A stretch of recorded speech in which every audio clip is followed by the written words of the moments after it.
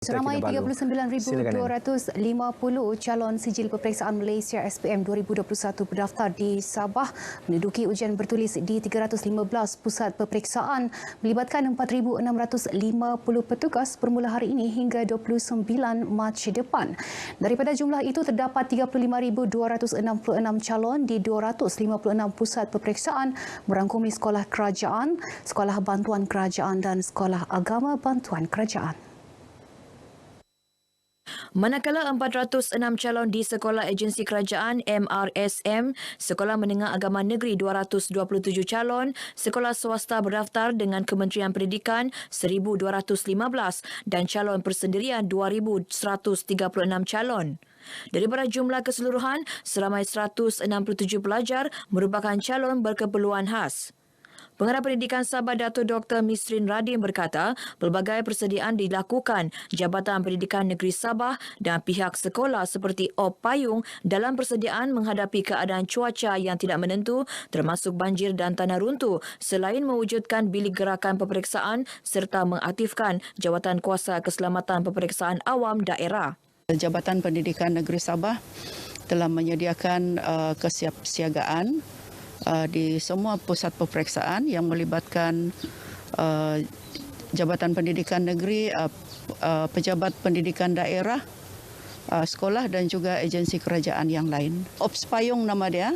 Jadi sekiranya berlaku banjir, berlaku bencana alam yang lain, kita sudah ada SOP lah. Beliau ditemui media selepas membuat tinjauan ke pusat peperiksaan SPM di SMK Tamparuli, Tuaran. Pematuhan SOP juga terus ditekankan dan semua pusat peperiksaan menyediakan bilik khas bagi pengasingan calon atau petugas yang bergejala. Bagi calon yang berada dalam keadaan kuarantin atau disahkan positif, boleh memohon untuk mengikuti peperiksaan SPM jadual kedua yang dijangka dijalankan pada April depan. Sementara itu, Pengetua SMK Tamparuli, Mozidah Hamzah memaklumkan bagi SMK Tamparuli, 2 pusat peperiksaan sekolah dan 1 pusat peperiksaan persendirian dibuka melibatkan 297 calon. Walaupun mereka ni ada cabaran yang besar juga, ya, namun begitu dengan semangat juang dan sokongan ibu bapa kepada mereka, guru-guru yang sentiasa memberi semangat kepada mereka.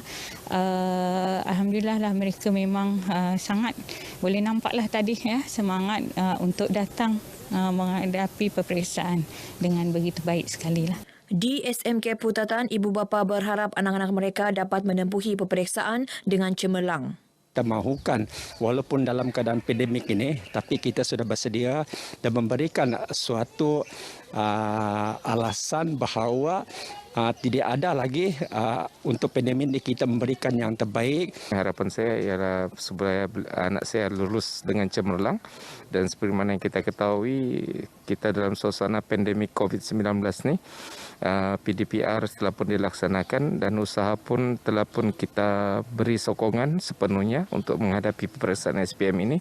Tapi apa yang lebih penting adalah supaya mereka terus sihat dan diberikan ketenangan dalam menjawab soalan-soalan yang diberikan sepanjang peperiksaan ini. Sebab pada tahun ini dia bukan seperti tahun-tahun yang lalu.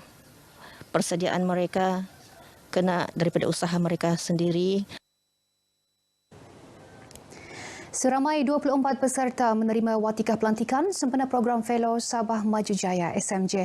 Ketua Menteri Datuk Seri Panglima Haji Jinor berkata mereka adalah kumpulan pertama graduan yang dipilih untuk program bimbingan dan pembelajaran langsung selama 6 bulan di 12 kementerian di negeri ini. Menurut Datuk Haji Ji, program berkenaan sebahagian daripada usaha kerajaan negeri untuk memperkasakan pembangunan modal insan melibatkan kerjasama pelbagai agensi termasuk Sekretariat Hala 7 SMJ, Institut Kerjasama Kerajaan dan Rakyat IKRAR serta Majlis Belia Sabah.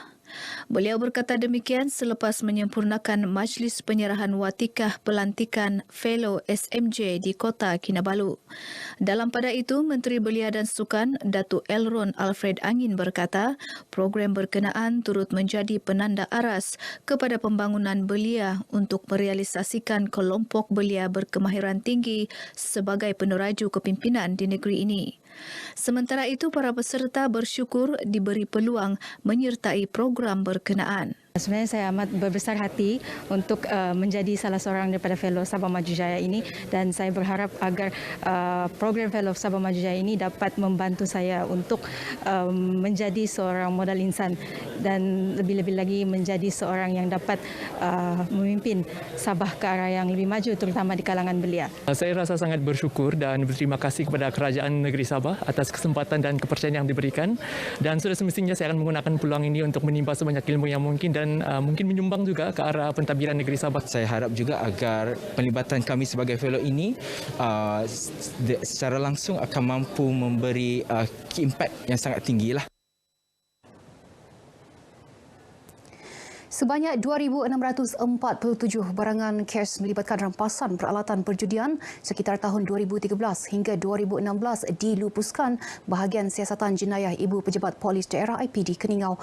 Ketua Polis Daerah Keningau, Deputi Superintendent DSP Nur Rafidah Kasim berkata, kesemua barang kes pelupusan itu melibatkan 93 kertas siasatan. Katanya kesemua barangan kes ini diserahkan kepada sebuah syarikat pelupusan untuk kerja-kerja pelupusan mengikut piawaian ditetapkan agar tidak mencemarkan alam sekitar. Pelupusan adalah dengan cara memisahkan barang komponen-komponen yang dilupuskan ikut cara yang betul lah. So, untuk makluman, barang kes adalah seperti contoh CPU, monitor, kertas-kertas, buku, telefon bimbit, dan peralatan adalah kebanyakannya adalah peralatan judi. Beliau berkata demikian dalam sidang media di IPD Keningau. Antara agensi lain yang hadir bagi saksi pelupusan barangan kes ini ialah dari Mahkamah Seksyen dan Magistrat Keningau, Pejabat Daerah Keningau, Jabatan Kerja Raya JKR Keningau dan Jabatan Alam Sekitar Daerah Sipitang. Akibat tidak menggunakan aplikasi MySejahtera sebelum memasuki premis dan tidak memakai pelitup muka, seramai 152 individu di kompaun RM1,000 dalam operasi bersepadu pemantauan pematuhan SOP di Tawau.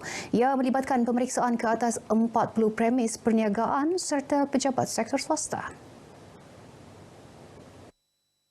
Menurut Pegawai Kesihatan Tawau, Dr. G. Navindran, operasi dijalankan dengan kerjasama anggota penguatkuasaan lain termasuk PDRM, Majlis Perbandaran Tawau dan Majlis Keselamatan Negara. Operasi ini bukan operasi yang baru. Semenjak COVID mulai lagi kita sudah mula buat operasi-operasi sebegini. Tapi ke belakang ini kita buat operasi bersepadu yang melibatkan Jabatan Kesihatan, Polis, MKN dan juga Majlis Perbandaran. Okay, kami bersepadu, kami tiap-tiap pagi berkumpul di majlis dan dari sana mereka mulalah. Dan kami buat di seluruh Tawau. Seluruh persekitaran Tawau kita ambil hari ini, mungkin bandar, esok di Merotai, kemudian di Kalambakan.